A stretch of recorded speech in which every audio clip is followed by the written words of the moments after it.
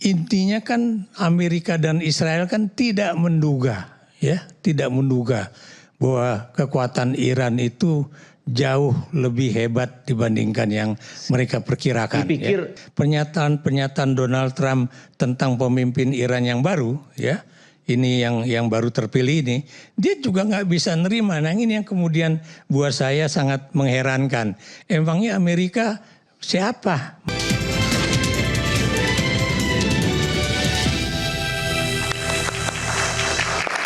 Saya langsung ke Prof. Ikrar. Prof. Ikrar, jadi kalau seandainya seperti ini udah menurun, ke depan nggak usah khawatir. Semua baik-baik saja, betul?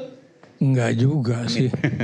Karena kita tahu bahwa Amerika Serikat dan Israel itu memang mencoba agar perang ini berhenti. Amerika dan Israel coba untuk perang ini berhenti. Kenapa? Kenapa? Karena Anda tahu ya, itu serangan Iran nggak main-main ya. Itu kemarin waktu serangan yang... Bukan karena mereka klaim bahwa Iran udah kalah. Oh enggak juga. Dia masih punya persediaan yang masih banyak. Belum dikeluarin. Iya, dan Anda juga tahu bahwa Cina ya, RRT itu kan bantu Iran untuk dalam... Ini bukan RRT ijazah ya, beda ya?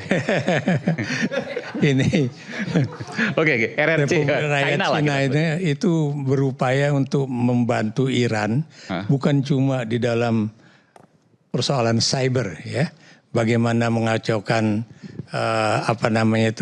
sinyal-sinyal yang ada di Israel ataupun dimiliki oleh Amerika Serikat di daerah tersebut ya, tapi juga bagaimana kembali memproduksi. Bentar, Cina melakukan itu sekarang? Oh iya, iya. Dia mengacaukan sinyal, dia melakukan serangan cyber ke Amerika dan Israel.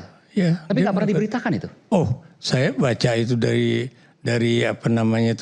berita-berita yang dalam bahasa Inggris ya. Itu mereka berupaya untuk melakukan dan sumber resmi ya, karena CNN, BBC dan... Oh iya, itu mereka juga mengutip Fox dan sebagainya. Bahkan BBC yang ada di Australia juga mereka kutip juga, bukan ABC ya, tapi yang BBC tapi dari Australia misalnya. Dan Anda juga tahu bahwa kenapa Amerika itu buying time, karena memang dia sedang tertekan, biaya perangnya itu bukan main. Kalau kemudian perang ini terus berlanjut, itu bukan mustahil tekanan terhadap Donald Trump itu makin di dalam negeri ya, dan membahayakan posisi politiknya di sana. Oh iya, dan Anda tahu nanti kan bulan November kan ada pemilu selah ya, dan bukan mustahil itu nanti calon-calon dari Partai Demokrat itu bisa memenangi pemilu selah tersebut ya. Dan Anda juga lihat ya bagaimana di Kongres ya, itu baik Demokrat maupun Republik itu kan juga sedang menyatu ya.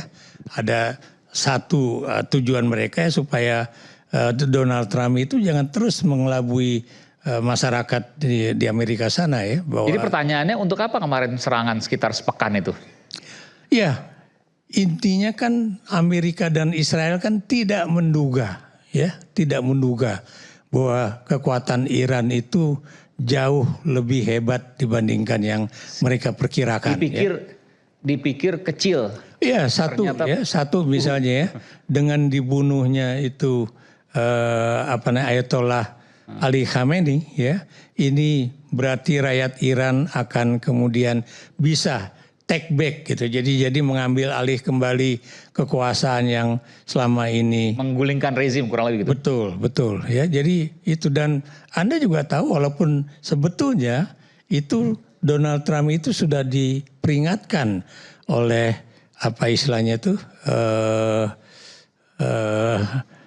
yang namanya jenderal yang kemudian menjadi panglima perang di Amerika Serikat ya. Oh, Amerika Serikat. Yang Jenderal Dan itu yang mengatakan bahwa awas loh jangan serang Iran, karena kekuatan Iran itu tidak seperti Venezuela. Karena Venezuela itu tidak memiliki kekuatan tempur yang benar-benar hebat ya. Pasukannya juga lembek dibandingkan Iran. Dan Anda juga tahu ya bahwa persiapan tempur Iran sekarang itu memang sudah dipersiapkan selama 20 tahun. Dengan kondisi embargo dia masih bisa tumbuh luar biasa. Betul. Anda bisa lihat ya bagaimana dia bisa kemudian menghasilkan bukan cuma drone yang harganya yang murah dan kemudian bisa untuk ya lemparan supaya ditembak sama peluru kendali yang dimiliki oleh Israel dan Amerika Serikat ya, dan kemudian mereka kehabisan apa yang disebut dengan senapan-senapan penahan supaya tidak diserbu gitu kan. Dan Anda bisa lihat bagaimana itu yang disebut dengan rudal supersonik Iran itu kecepatannya itu ada yang sampai ke 15 Mach loh ya. Maksud saya 15 kali kecepatan suara. Jadi yang dimiliki itu kan ada yang 3, ada yang 5, ada yang 10, ada yang 15. Dan itu yang kemudian bisa menembus, Anda bisa lihat ya bagaimana tempat di mana pangkalan militer itu di Israel itu bisa ditembus oleh sampai berapa 30 jenderal kalau nggak salah 20-30 jenderal yang ada di situ itu kemudian terbunuh ya. Dan ada yang mengatakan juga bahwa kemungkinan Menteri Pertahanan Israel juga terbunuh ya. Itu walaupun kita belum tahu apakah ini udah berhasil atau tidak. Dan kalau kemudian perang ini terus berlanjut bukan mustahil ya.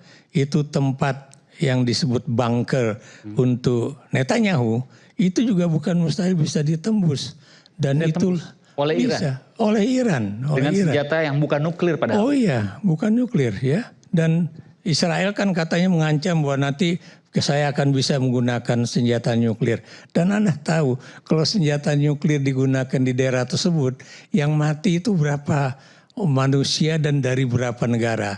Atau kemudian Israel dan Amerika Serikat menuduh Iran itu akan mengembangkan senjata nuklir untuk menghantam Israel.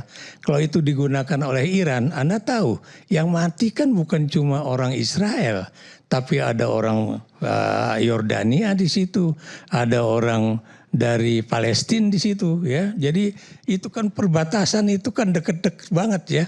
Ada kemudian juga orang dari Mesir di situ. Jadi kalau misalnya Iran punya senjata nuklir, buat saya itu bukan ancaman buat Israel. Malah ini adalah suatu kekuatan yang bisa menciptakan suatu daerah itu menjadi peaceful coexistence. Jadi cobalah membangun suatu kehidupan bersama dan damai, kalau menurut saya begitu ya. Tapi karena Israel terus-terusan menyerang Iran ya, dan Anda tahu itu yang disebut dengan pertempuran 12 hari pada tahun 2025 Juni kemarin ya. Itu buat Iran itu adalah rupanya kekuatan Israel seperti ini ya.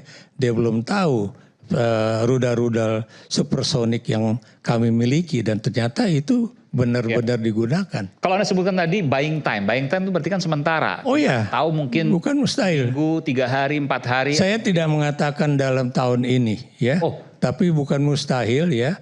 Karena yang namanya Presiden Donald Trump, Anda juga masih ingat ya pernyataan Donald Trump tentang pemimpin Iran yang baru ya.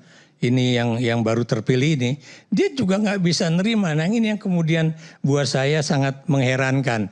Emangnya Amerika siapa? Maksud saya kan bukan hal baru Amerika seperti itu. Oh iya memang bukan hal baru, tapi kan. Tapi saya tanya, tadi dikatakan buying time. Iya.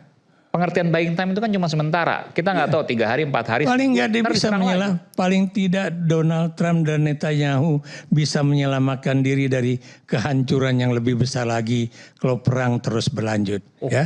Dan Anda juga tahu ya, ini juga peringatan dari Cina kepada Iran ya. Please stop perang. Itu kalau bisa. Cina kepada Iran? Iya. Kalau Anda ada baca ya, itu Cina meminta supaya Iran menghentikan perang ya, dan kemudian Selat Hormuz itu kalau bisa dibuka ya, supaya alur dari kapal-kapal yang membawa minyak yang memang jumlahnya cuma 20% untuk minyak dan 30% untuk LPG ya, itu kalau bisa janganlah itu ditembak sama Iran. Oke. Bung Boni. Jadi udah selesai semua?